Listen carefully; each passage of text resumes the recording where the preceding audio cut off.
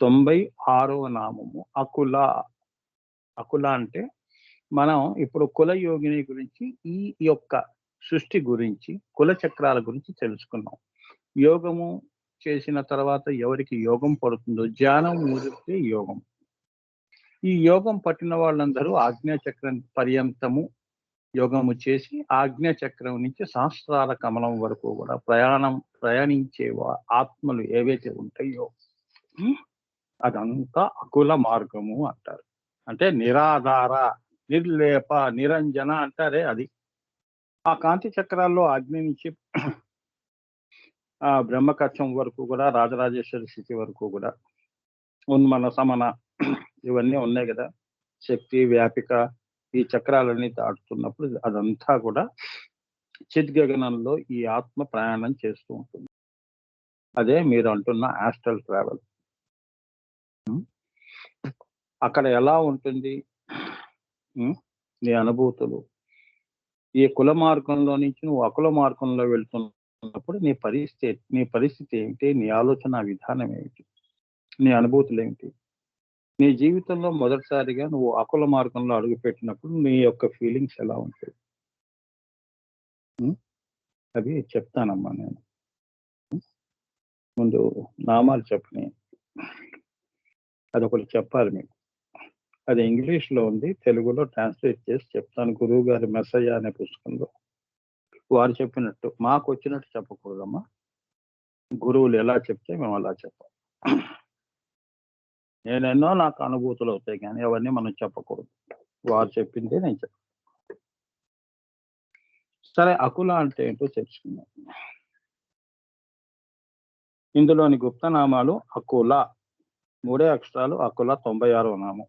అంటే ఇంకా ఇందులో గుప్తనామాలు ఏం లేవమ్మా. ఆ అంటే ఏమిటి, కుల అంటే ఏంటి? కులము కానిది అకుల అని అర్థం చేసుకోండి. అంటే ఏంటంటే కుల మార్గము అంటే స్థూల శరీరము, స్థూల ఇవన్నీ లేనిది నీ ఆత్మ. ఆత్మకి ఇంకేముందమ్మా? ఆత్మ ఎవరిది? అమ్మవారిది. అంటే మెయిన్ లోకి వెళ్ళిపోయావు. అంటే ఏంటంటే ఒక గ్లాసులో సముద్రంలో నీళ్లు తీసినవి మళ్ళీ సముద్రంలో పోసేయటం లాంటిది. ఇంకా ఇక్కడ ఏం మిగిలింది? గ్లాసు మిగిలింది. నీళ్లు సముద్రంలో కలిసిపోయినాయి. అప్పుడు అది సముద్రం అయిపోయింది, అకుల అయిపోయింది. గ్లాసులో నీళ్లు ఉన్నంత వరకు, సముద్రం నీళ్లు ఉన్నంత వరకు, ఆత్మ ఉన్నంత వరకు అది కుల. అంటే గ్లాసు ఆధారంగా చేసుకొని, శరీరాన్ని ఆధారంగా చేసుకొని దానికి ఒక నామ రూపం ఉందిగా. సముద్రానికి రూపం ఏముంది? అరూప, నిర్లేప, నిరంజన. అట్లా అన్నమాట. ఇది ఈ నీళ్లు అందులో పోసేసిన తర్వాత ఇంకా నీవు అనేది లేదు. ఇంకా ద ఐనెస్, ఇట్నెస్, మైనస్, ఇదంతా హంత, మమత అనేవి ఉండవు. నువ్వు సముద్రంలో కలిసిపోతావు. అదే నీ యొక్క చిద్గగన చంద్రిక. అదే ఆ గగనాలు, అమ్మవారి గగనాలన్నీ కూడా ఆ ఆకాశాలన్నీ దాటుతున్నప్పుడు ఖడ్గమాల్లో చెప్పాను నేను. నా అనుభూతులు కూడా కలిపి చెప్పాను. ఖడ్గమాలు ఒకసారి నా లెక్చర్స్ వినండి, రాబోయే వాళ్ళకి సూచన. అందులో పైన చిద్గగనాలు ఎలా ఉంటాయో అక్కడ ఆత్మ వెళ్ళినప్పుడు అనిమా సిద్ధి, లగిమా సిద్ధి, ఘరిమా సిద్ధి అది ఎవరి మీద ప్రయోగించదు. తాను అటువంటి సిద్ధులన్నీ ప్రదర్శన చేసుకుంటూ ఆ ముచ్చట తీర్చుకుంటూ వెళ్ళిపోతూ ఉంటుంది. ఆ శక్తి దానికి ఆ శక్తి అక్కడికి వెళ్ళినప్పుడు ఆ ఆత్మకి ఆ అమ్మవారు ఇస్తుంది, ఆ అనుభూతి వస్తుంది. కానీ కుల చక్రాల్లో చెయ్యకూడదు. అకుల చక్రాల్లో నీ పురోగవృద్ధి కోసం అటువంటి సిద్ధులు ఎక్కడ అవసరం ఉందో అక్కడ నువ్వు. నీల పతాక అని ఒక నామం ఉంది, చూసారా? నీ ఆత్మ నీల పతాకగా గగనంలో తిరుగుతూ ఉంటుంది. గుర్తుంచుకోండి, నీల పతాక అనే నామం ఖడ్గమాల్లో. అదంతా కూడా చిద్గగన చంద్రిక, ఆస్ట్రల్ ట్రావెల్స్ సంబంధించింది. నేను చాలా గుప్తంగా చెప్పాను, డీటెయిల్స్ చెప్పకూడదు, ఎందుకంటే అవసరం లేదు. మీ అనుభూతులు చేసుకోండి. నేను చెప్పినవన్నీ యథార్థమని చివరికి మీరే ఒప్పుకుంటారు. సో అకుల అంటే సంక్షోభణ స్వరూపిణి. లలితా సహస్రనామంలో సంక్షోభిణి అన్న నామం కూడా వస్తుంది. అంటే బిందు స్పంద ప్రతిస్పందములు వలన కలిగిన చలన చాలనములు పరిక్రమ పరిభ్రమ పరిశోధన ఇత్యాది అన్నిటి చేత కూడా శూన్యమంతా ఆ కలగుండుపడి ఉంటుంది. కాబట్టి అంతా కూడా అకులం అయితేనే కానీ సృష్టి జరగదు. కాబట్టి అమ్మవారు అకుల అన్నది కూడా అంతే. అంటే ఇక్కడ అమ్మవారు సంక్షోభము. ఆ అకుల చక్రాలు ఎలా ఉంటాయి? సంక్షోభ రూపంలో ఉంటాయి. అంటే సంక్షోభం ఎలా ఉంటుంది? దానికి ఒక ఆకారం తీసుకురావాలి. నామరూప జగత్తు రావాలి. ఆగ్నేయ చక్రం మరి కిందకి వస్తే విశుద్ధి చక్రం, కిందకి అమ్మవారిది. హృదయ చక్రం నుంచి మణిపుర చక్రము, స్వాధిష్టాన చక్రము, భూత చక్రము, అక్కడి నుంచి ఈ నామరూప జగత్తు నువ్వు నేను. ఇదంతా కూడా అక్కడ అంత సంక్షోభన జరిగితేనే గాని ఈ సృష్టి రాదు అని. వెన్న పాలల నుంచి వెన్న ఎలా వస్తుంది? సంక్షోభన చెయ్యాలి. అవునా? పెరుగులోంచి వెన్న ఎలా తీస్తావు? అవునా? చిలుకుతే వస్తుంది. అదే మదనము. సంక్షోభన చెందితే అందులో నుంచి వెన్న అనే నామరూప జగత్తు వస్తుంది అని అకులంలో జరిగేది అది. అక్కడి నుంచి ఈ నామరూప సృష్టి కిందికి వస్తుంది అని. అంటే అణువులుగా అంటే sub atoms, electrons, neutrons, protons, అలానే ఆటమ్స్ నుంచి మాలిక్యూల్స్ మళ్ళీ మాలిక్యూల్స్ కలుసుకుంటే అండ పిండ బ్రహ్మాండాలు అలా సంక్షోభముగా వస్తున్నాయి అని ఈ సృష్టి అకుల మార్గంలో. అది చెప్తున్నారు అక్కడ.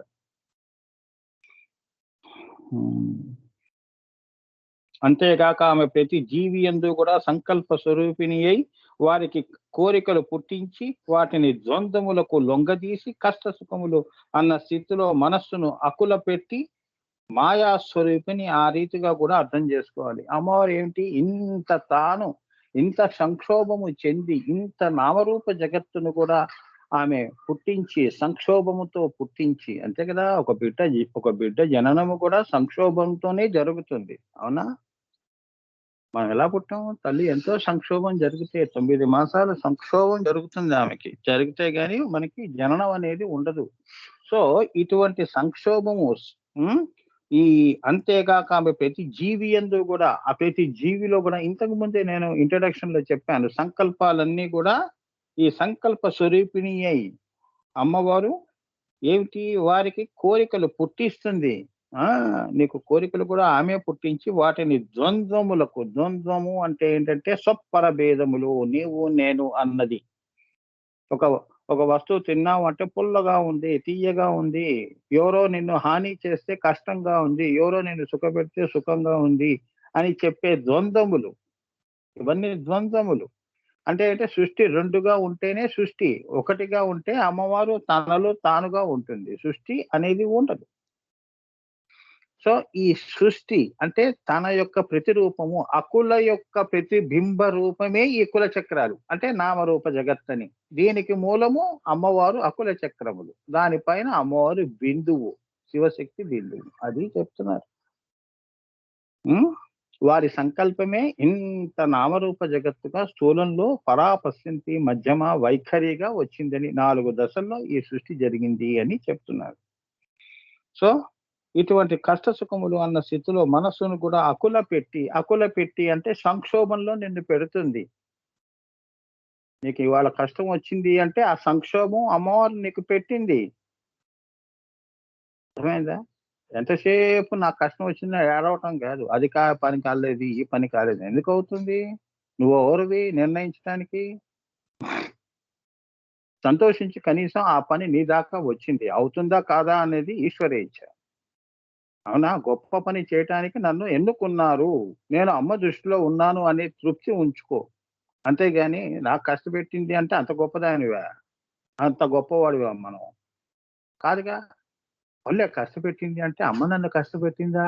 ఓకే. తప్పకుండా ఆ తల్లి ఆశీర్వాదంతో నాకు ఫలితం, నాకు శాంతియే వస్తుంది అనే ఒక ఇది ఉండాలి నీకు. పక్కవాడు కష్టపెడితే కష్టపెట్టాడు అని అన్నాలి గాని, అమ్మవారు కష్టపెట్టింది అంటే నీ మంచి కోసమే కష్టపెట్టింది. అది అర్థం చేసుకోవే. నన్ను కష్టపెడుతోందని ఈ మానవుడు ఏడుస్తూ ఉంటాడు భూమి మీద. ఆమె కష్టం ఎప్పుడు స్కూల్లో టీచరు కొడుతుంది. కొట్టకపోతే నీకు రాదు పాఠం. పాఠం ఎలా వస్తుంది? అంత మాత్రాన ఆ టీచర్ చెడ్డ టీచర్ అయిపోయిందా? మంచి టీచర్లు, ఉపాధ్యాయులు మంచివాళ్ళు, చెడ్డవాళ్ళు అనేది లేదు.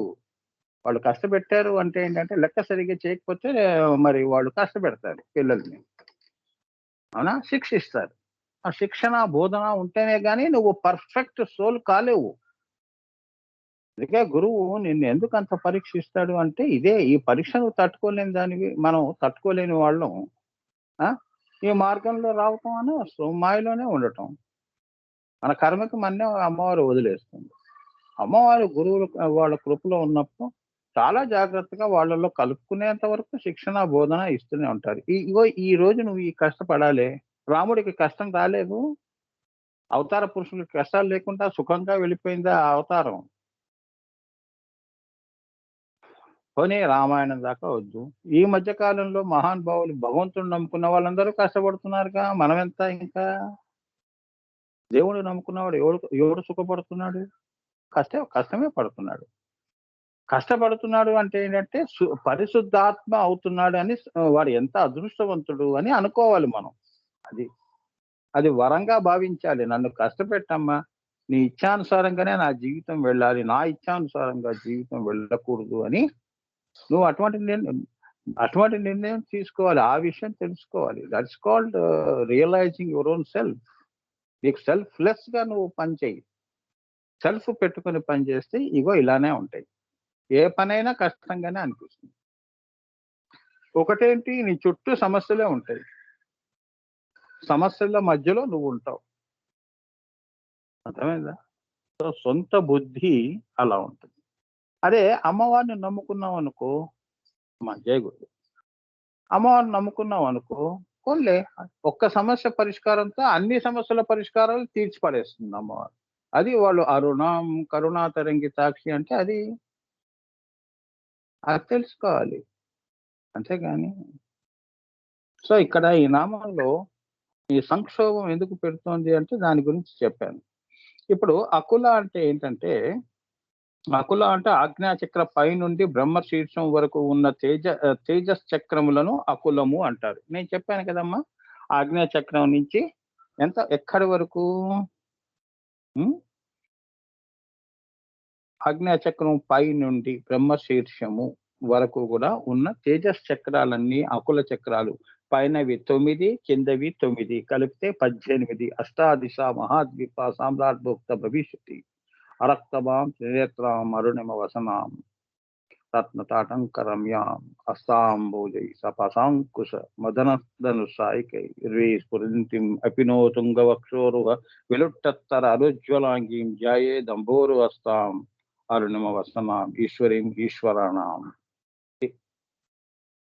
ఈ ధ్యాన శ్లోకం ఆగ్నేయ చక్రం అమ్మవారి గురించి చెప్పేటప్పుడు ఈ ధ్యానం చేసి అమ్మవారికి నమస్కారం చేసి ఈ తేజస్ చక్రాల గురించి చెప్తున్నాను. అందుకే ఈ శ్లోకం అంతా చదవాల్సి వచ్చింది.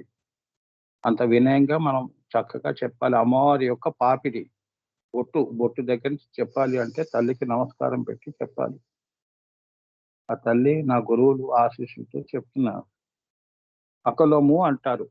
ఆ ఆగ్నేయ చక్రం నుంచి అమ్మవారి శీర్షము అంటే బ్రహ్మ శీర్షము అంటే అమ్మవారి యొక్క పైన శీర్షము వరకు చెప్పటం అంటే సామాన్యమా? ఆ తల్లి అనుజ్ఞ, ఆశీస్సులు, అనుగ్రహము, గురువుల అనుగ్రహము, ఆజ్ఞా చక్రంలో ఉన్న గురువుల అనుగ్రహం ఉంటేనే గాని అమ్మవారి యొక్క తేజస్ చక్రాల గురించి ఎవరు ఈ భూమి మీద చెప్పలేరు. అర్థమైందా? ఆ చక్రాలన్నీ అకుల చక్రాలు అంటారు. ఆజ్ఞా చక్ర కింద నుండి ఉన్న 9 చక్రములను కుల చక్రములు అంటారు. ఈ కింద 9 ఏమన్నారు? ఈ 9 చక్రాలు నువ్వు దాటావు అంటే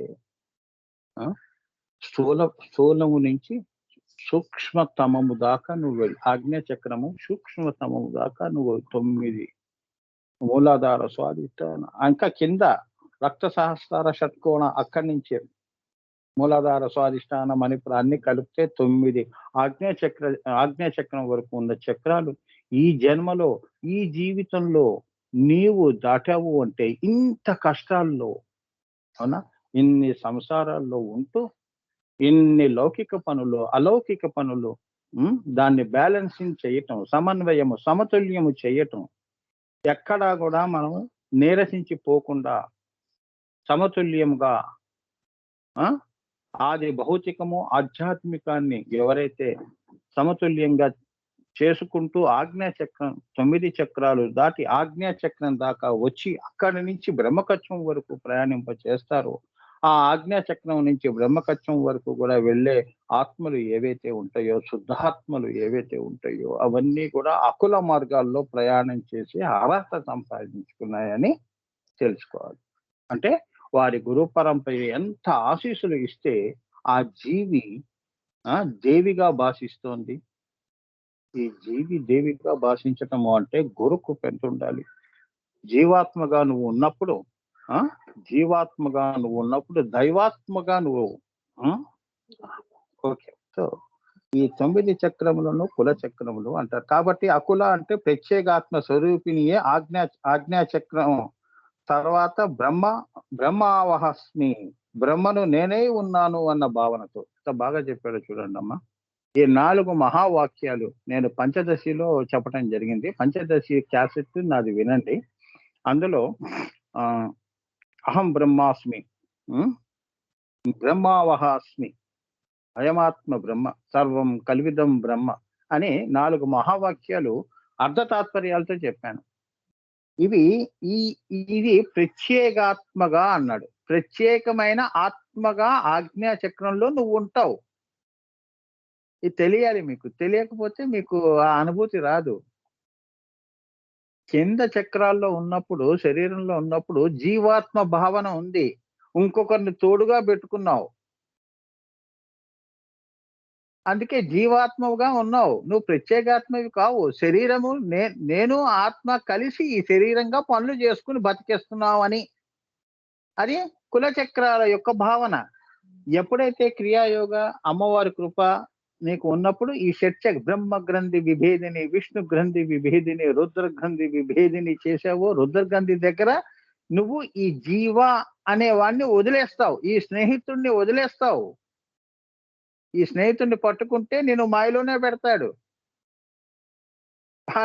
నీ శరీరమే నువ్వురా, లోపల ఏమీ లేదు, రక్త మాంసాలు తప్ప, పద అనుభవిద్దాం అని మాయలో నిన్ను తిప్పుతూ ఉంటాడు. అది తెలుసుకోవటం ఇదే దుష్ట సావాసం అంటే. అర్థమైందమ్మా? నేను ఎప్పుడు అన్నావు? శరీరంలో వచ్చినప్పుడు ఒక్కసారి ఆత్మ భ్రమణ అంటారు. అది రమణ నుంచి భ్రమణలోకి వెళ్ళింది. రమణగా పైనుంచి వచ్చి శరీరంలో జీవంలోకి వచ్చినప్పుడు, పాంచభౌతిక శరీరంలోకి వచ్చినప్పుడు ఏమైపోయింది? అది భ్రమణలోకి వెళ్ళిపోయింది. రమణ స్థితిలో ఉన్నవాడివి ఏం కర్మ పట్టిందిరా నీకు? శరీరమే నువ్వంటూ తిరుగుతున్నావు.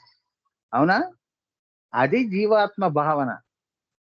అందుకే గురువు గారు ఏం చేశారంటే, ఎప్పుడైతే నువ్వు క్రియాయోగంలో నీ ఆత్మ జాగృతమై షట్చక్ర భేదన చేసుకుంటూ ఆగ్నేయ చక్రం దగ్గరికి వచ్చినప్పుడు, అది ఈ జీవ అనే లక్షణాన్ని పోగొట్టుకుంటుంది. అరటిపండు తొక్క తీసేస్తుంది. అరటిపండుగా బయటికి వస్తావు. అదే ప్రత్యేక ఆత్మ దగ్గర. ఎక్కడ? ఆజ్ఞా చక్రం దగ్గర. అక్కడ వచ్చినప్పుడు నీ యొక్క అనుభూతి ఎలా ఉంటుంది? మొదటి అనుభూతి నాకే కాదు, ప్రతి వాడికి సృష్టిలో పిప్పిలిక అది బ్రహ్మ పర్యంతము. ఫస్ట్ నువ్వు తెలుసుకున్న విషయం ఏంటి తెలుసా? కిందవి తెలుసుకున్నవన్నీ కూడా మాయతో కూడుకున్నవే. ఫస్ట్ అక్కడికి వెళ్ళంగానే నువ్వేమంటావు? బ్రహ్మైవాహమస్మి అన్నావు. అంటే బ్రహ్మను నేనై ఉన్నాను. ఇది అసలైన నీ జీవితం.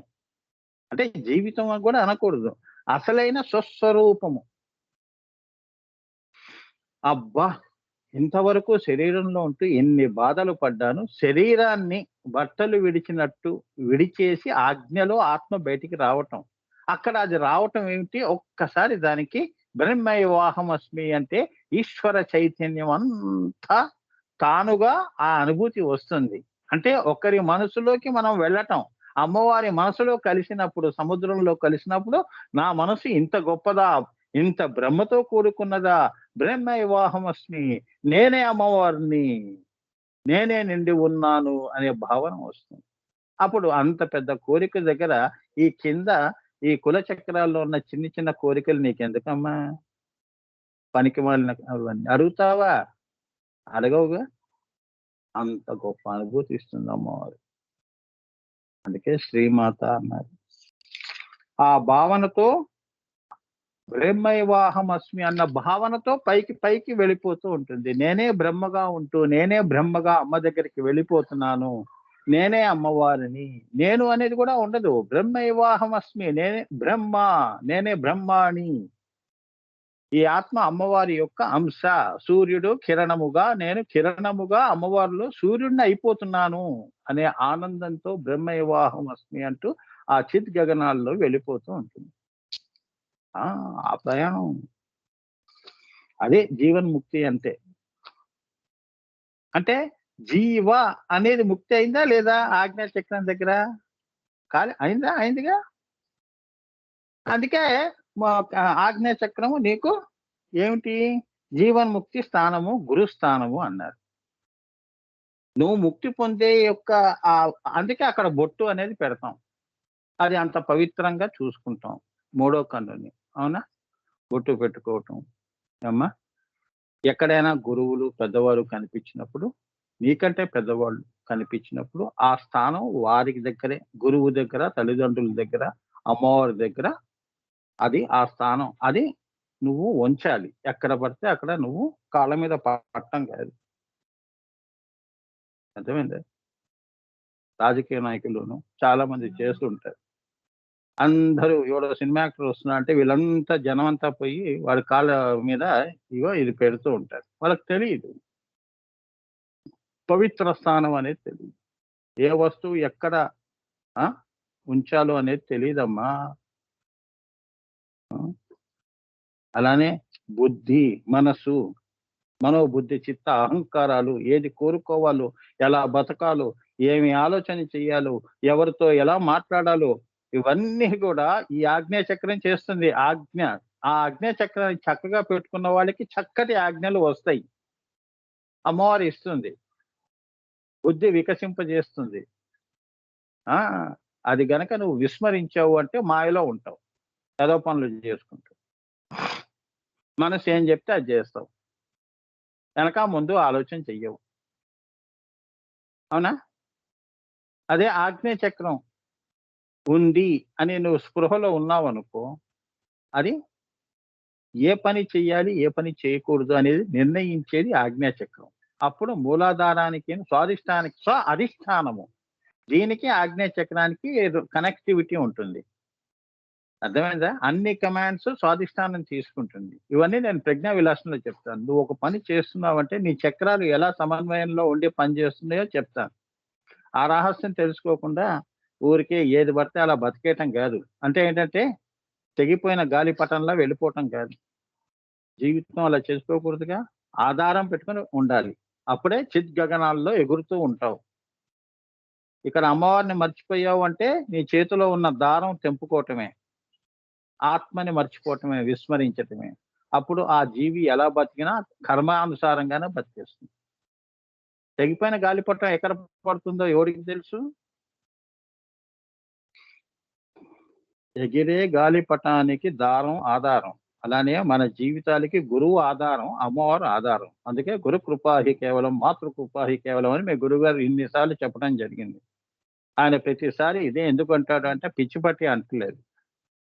అన్ని సార్లు ఆయన గుర్తు చేసుకుంటున్నాడు కాబట్టి ఇంత ఉత్కృష్టమైన గ్రంథాలు, ఉత్కృష్టమైన పాటలు 3000 పాటలు ఆయన పాడగలిచాడు అంటే ఇదంతా ఆజ్ఞా చక్రం యొక్క ప్రభావము. అదే గురు కృప అంటారు. అవునా?